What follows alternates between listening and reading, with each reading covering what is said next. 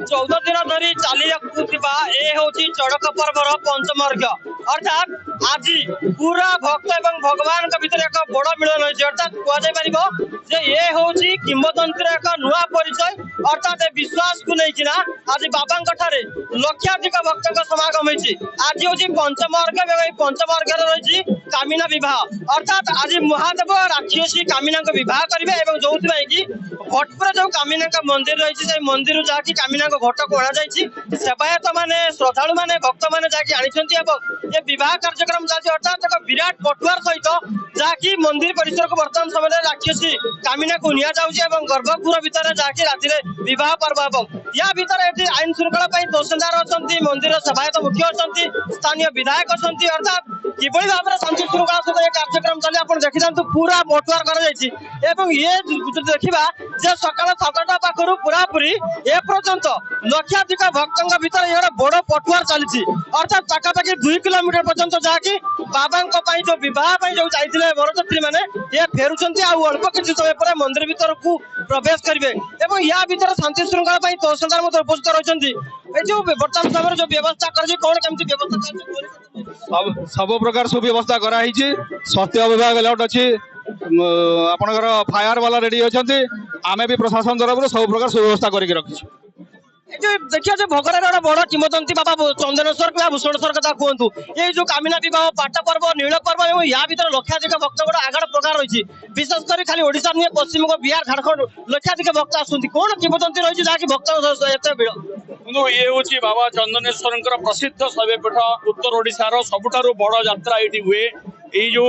चड़क पर्व आज शुभारंभ हो जाइए आपण मैंने देखिपे केमती गोटे अपूर्व शोभा ये गोटे आध्यात्मिक शोभा प्रति वर्ष एमती हुए आज आम जाऊँ बाबा चंदनेश्वर मंदिर को बाबा चंदनेश्वर को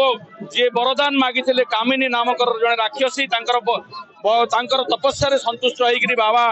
जो वरदान देते सहित विवाह करते से निरा परंपरा को लेकिन आज शोभा होची आपण देखुं कि लक्ष लक्ष भक्तों समागम होती ये प्रति वर्ष हुए और आगामी दिन जो नील पर्व पाट पर्व अनुष्ठित हम मुख्य पर्व अनुष्ठित हम से 5 लक्ष 7 लक्ष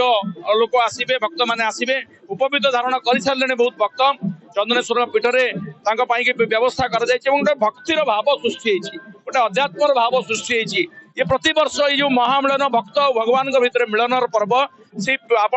देखुं समस्त अबीर मारिक भक्त मैंने उपवीत धारण कर परस्पर को आलिंगन कर परस्पर सहित भावर आदान प्रदान कर तो भक्ति यही भक्तिर भाव को प्रदर्शन करने आज शोभा यात्रा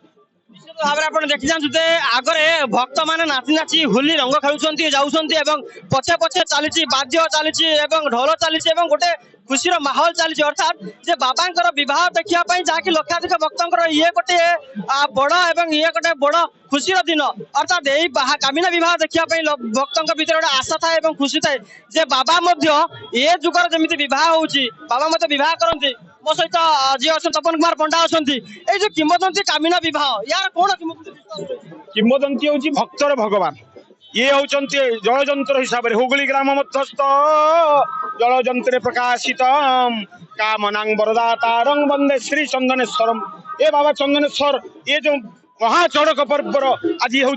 जो कामिनी विवाह तांकर पंचम अर्घरे पड़ी तेणु एठी कामिना असुरुणी सी भक्तरे डाकिला सी कहला मुझे स्वामी रूप से पाइबा चाहूँगी से तथास्तु कले गोटे सर्त जो बार जो तिथि कौन हिंदू धर्म विवाह हुए जो मसरे से मसरे तुमको विवाह कर चली विवाह पटुआ एवं भक्तमंडली आनंद मतवाल होती कामिना को जाइगला मंदिर में नीलपोखरी विषय ये कर आवाहन करी मंदिर पाक नहीं दुर्गा मानस भंजन पर वैवाहिक कार्य सुसंपन्न होपर राति अर्घ प्रदान कर आज ये कार्यक्रम को ये परिसमाप्त हम तेणु सर्वे भवन्तु सुखिन सर्वे सन्तु निरामया सर्वे भद्राणि पश्यन्तु मा कश्चित् दुःख भाग भवेत् हे बाबा को आम प्रार्थना करवा हे बाबा चंदनेश्वर आपण जलजंत्र आशुतोष मंगलमय समस्त मंगल करंतु यही शीतला बिंदुरे आम कोटि कोटि प्रणत ये हूँ आराधनार पर्व ये हूँ कठोर साधनार पर्व अर्थात दिन में उजागर रे राति अर्घ्य जल पाइला बाबा सानिध्य पाइला जाकि साकाना भजन करेंगे एवं ये जो विश्वास रही ये विश्वास कि दीर्घ वर्ष धरी ये चंदनेश्वर सेवापीठ चली आसी चड़क पर्व और चड़क पर्व को खाली ओडिशा नुहे विभिन्न राज्य लक्षाधिक भक्त आसती एठार उपवीत धारण करती मानसिक धारण करते अर्थात कौटि ना कौटि बाबांकर जो नजर रही किंवदंती रही विश्वास रही से विश्वास ही भक्तों टाणी आनी अर्थात कहवाक गले ये जो 14 दिन धरी चलने ये पर्व जहाँकि चंदनेश्वर कहवा आध्यात्मिक परिवेश सृष्टि होता है अर्थात बाबा एठारे सबु किछि समापन होता है देहरे कंटा फुड़ा उपवास रहा एवं ये पूरा कहवा गोटे गठन कठोर पूरा गोटे साधन कर बाबा को पाइबा से विश्वास रही तो विश्वास बाबा समस्त छुटी आसती बालेश्वर जिला भोगर सुशांत मंडल कनक न्यूज।